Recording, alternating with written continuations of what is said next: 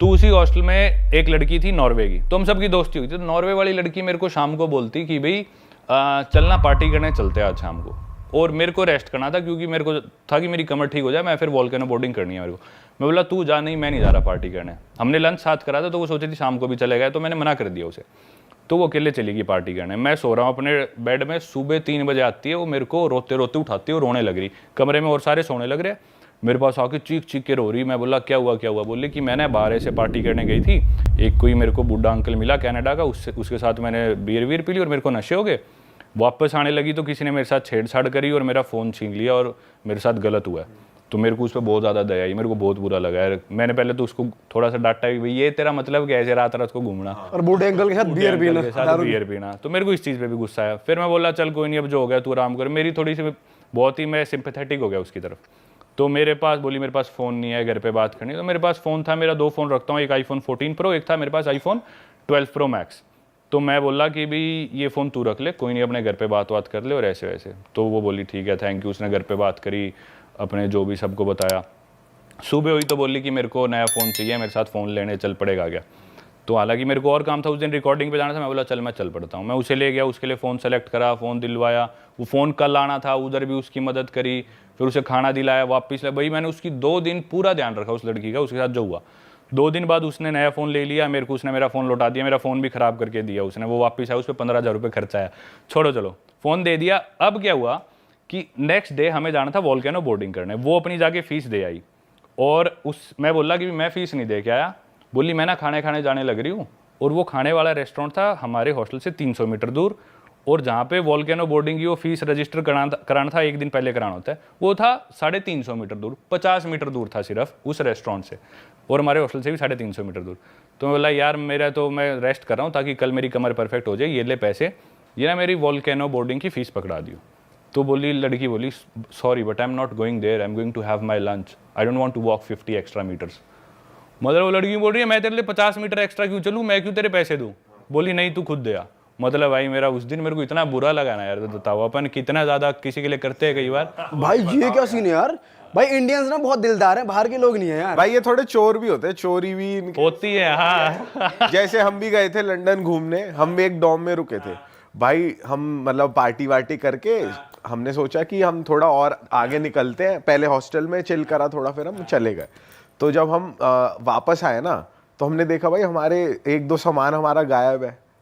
हाँ, और हमारे साथ रुके हुए थे डॉर्मेट्री में गोरे ही थे। और एक हरामी तो हमारे बेड पे सो गया, हमने कहा उठाए, कच्छा उतार के सो रहा। ये मेरे साथ भी होता है भाई। भाई एक तो वो बंदा ड्रंक, उसकी कमर पे रखा हुआ सुट्टे का डब्बा, और वो बंदा नेकेड बैठा उसकी चूतर दिख रही। मैं कहा यार बेशरम से होते हैं थोड़े, है ना भाई। फिर हम परेशान हो गए, हमने कुछ नहीं, चलो सुट्टे का डब्बा उठाया उसका, हम चलते अच्छा परम भाई आप देखो 70 कंट्रीज आपने ट्रैवल करी हुई है, तो कोई ऐसा कल्चर आप कहीं गए हो आपने देखा हो कि भाई ये कल्चर तो बहुत ही ज्यादा अलग है जो लोग फॉलो करते हैं? भाई अलग से अलग कल्चर देखे, अलग से अलग लोग देखे, हर सेक्सुअलिटी के, ओरिएंटेशन के, माइंडसेट के। सबसे अच्छा कल्चर तो मैं अपना कल्चर मानता हूँ, जो भी कल्चर है। पर क्या है ना, हर कल्चर में अच्छाइयाँ देखो जो भी है।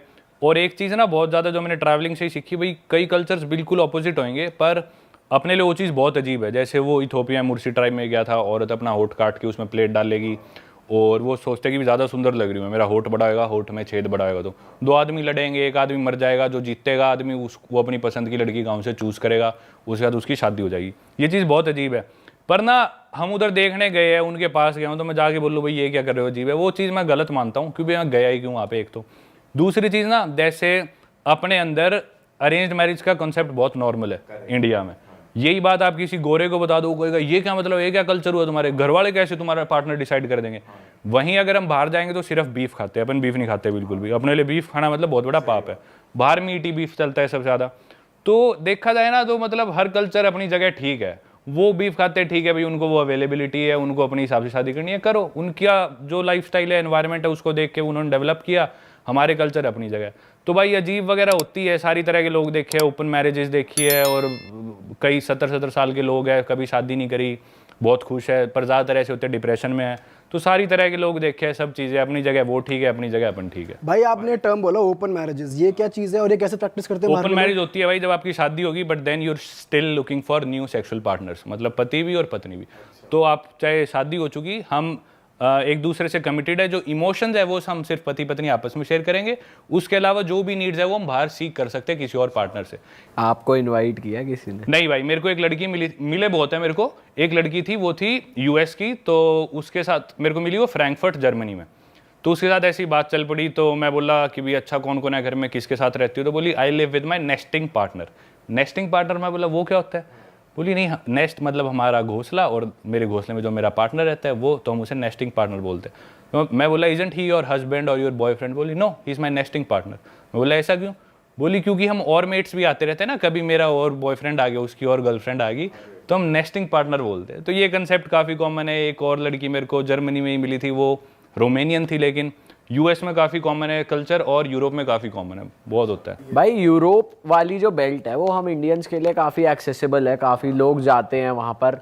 और आप दोनों बेल्ट कवर कर चुके हैं, अमेरिकन बेल्ट भी कवर करी है जो इंडियन ज़्यादा नहीं जाते, और ये वाली बेल्ट भी आप कवर कर चुके हैं। तो मुझे डिफरेंस बताओ ज़रा अमेरिकन और यूरोपियन में। अमेरिकन्स क्या है, एनवायरनमेंट को लेके इतने ज़्यादा ध्यान नहीं देते, ज़्यादा प्लास्टिक यूज़ करेंगे, थोड़ा बहुत कचरा भी कर देंगे, ज़्यादा फ्लाइट्स लेंगे, शिप्स लेंगे, जो मन में आएगा वो करेंगे। थोड़े सन की टाइप है कि इस वे में कि भी हमारी मर्जी हम कुछ करें। Europeans on the other hand वो सोचते हैं कि हमारी मर्जी हम कुछ भी करें, लेकिन हम किसी और को नुकसान नहीं पहुंचाएंगे, हम एनवायरनमेंट को नुकसान नहीं पहुंचाएंगे, हमारी वजह से कोई परेशान ना हो, हम खुद की खुशी के लिए कुछ भी करेंगे। यूरोपियंस का ये माइंडसेट है। तो उनको जो भी करना होगा ना, वो कहेंगे कि नहीं हम प्लेन्स नहीं लेंगे, एनवायरनमेंट को नुकसान पहुंच रहा है, जो CO2 एमिशन होती है बहुत ज़्यादा होती है, हम शिप्स नहीं लेंगे, हम क्रूज नहीं लेंगे, हम कचरा नहीं फेंकेंगे।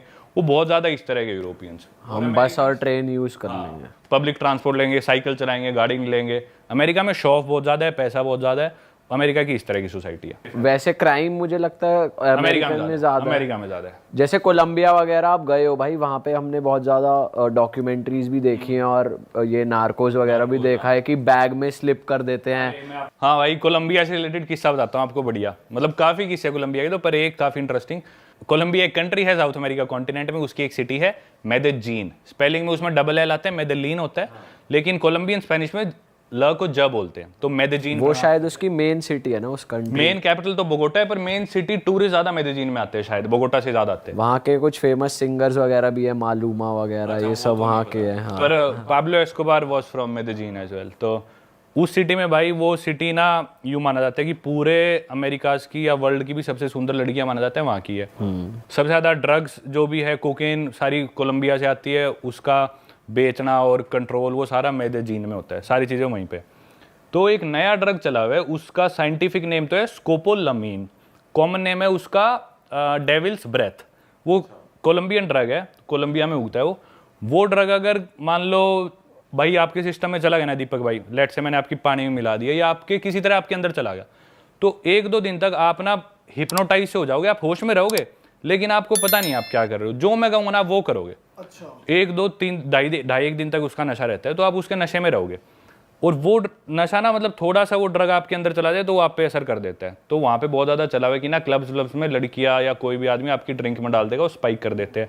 या आप सड़क पे चल रहे हैं, आपको किसी ने विजिटिंग कार्ड दिया, आपने विजिटिंग कार्ड पकड़ा, वो फेंक दिया, लेकिन कार्ड पे वो ड्रग लगा था, वो आपके हाथ पे लग गया, तो आपके बाद में आपने मुंह साफ करा तो आपकी नाक से आपकी बॉडी में चला गया।